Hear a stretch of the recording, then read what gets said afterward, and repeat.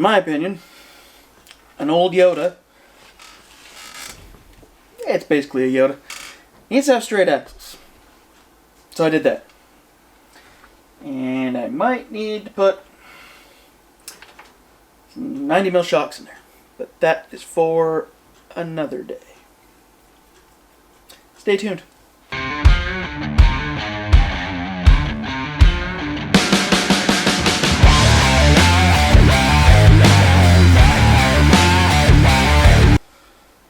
Hey everybody, I did some stuff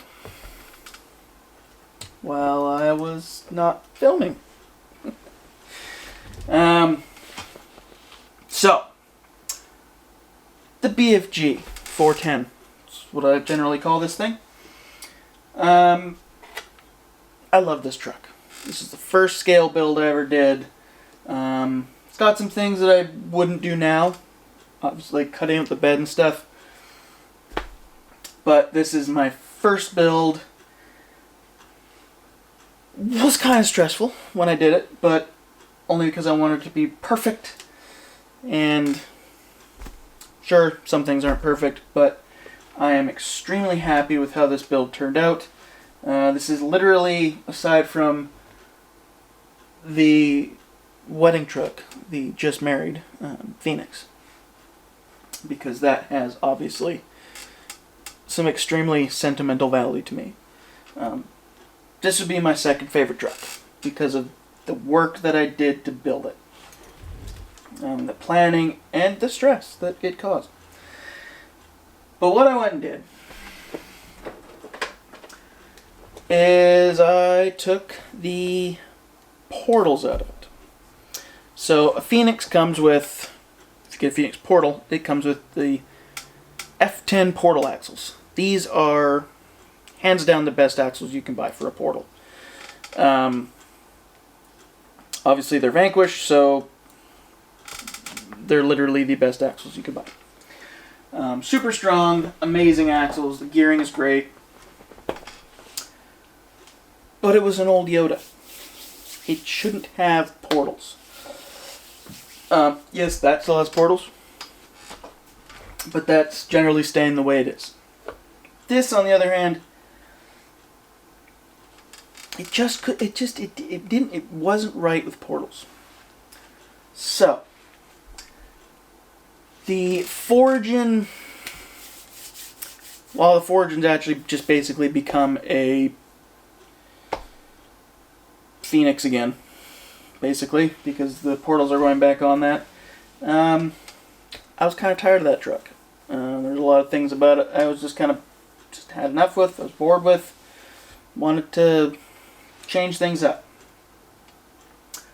So the point with that truck, once I've finished getting it all back together, and it's a rolling chassis of sorts, it will be for sale. So, there's that. But with this baby right here, what did I go and do?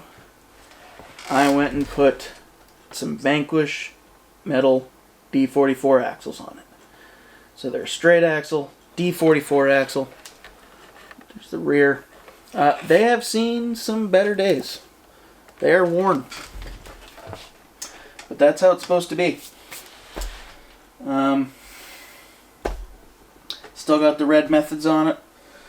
The 350 hubs.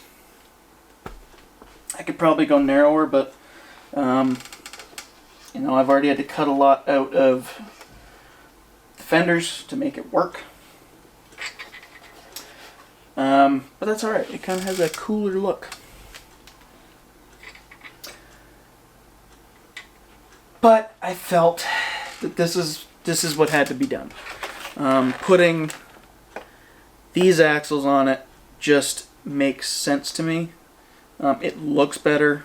It looks far better. I might have made it worse, but I don't think I did.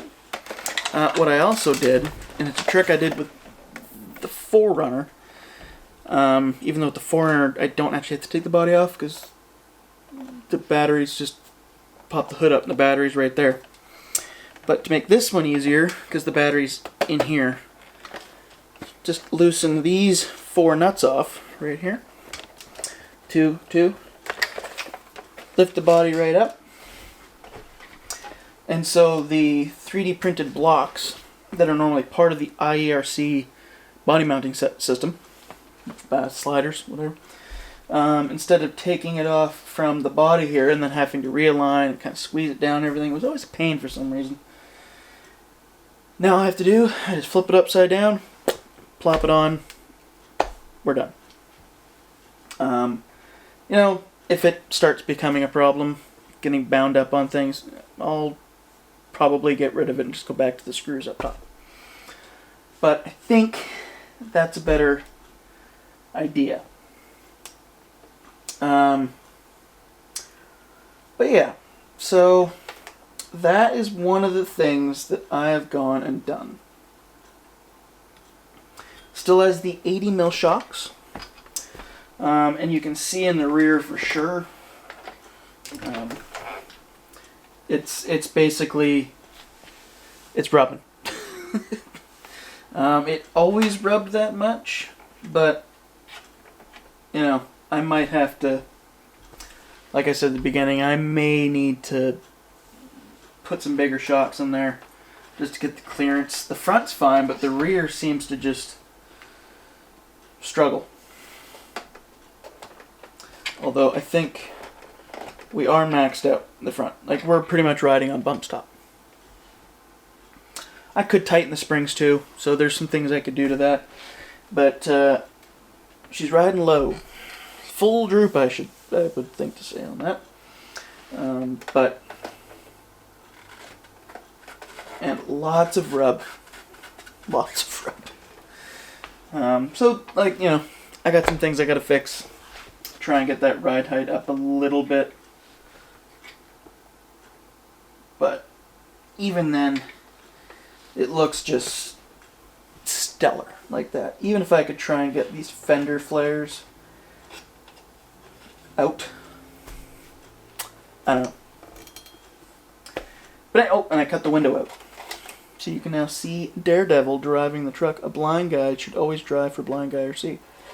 So there's that. And that came from my good buddy Will, who is in videos actually. Early Quack RC days. He was a driver for Quack RC, Blind Guy RC. So he knows I love Daredevil, so he picked that up for me a little while ago, and so now Daredevil's driving in the red truck. But there's that. You know, I think we're gonna get it out for a run. Hopefully, maybe tomorrow. We got a lot of rainy weather happening right now, and this is not waterproof. So, also, I did have to put the transmission from the Forging into this. As I did that transmission, I redid all the gearing, so it was meant for straight axles. But that's okay. This thing's gonna be super fun, and I just get to tune with it more. I get to adjust it, play with it, do whatever, and just keep making it one of my favorite trucks. But that's it for this video. I just wanted to show you what I've done with that truck. Keep everybody updated. Yeah, so like, comment, subscribe. Helps a lot. Get that little little thing, the door, the bell. The door. Ring the bell beside the subscribe thing. Clicker, clicky, jigger. And I'll let you know every time I do, whenever a video of mine comes up. I try and do a video every week. Life gets busy. Sometimes it's not every week, but unless I make a video saying I'm done, there's always more content coming. Is what it is. I got the 3D printer back up and going, and I made seats, but that's a different video. So, thank you everybody, and we'll see you in the next video. Peace out.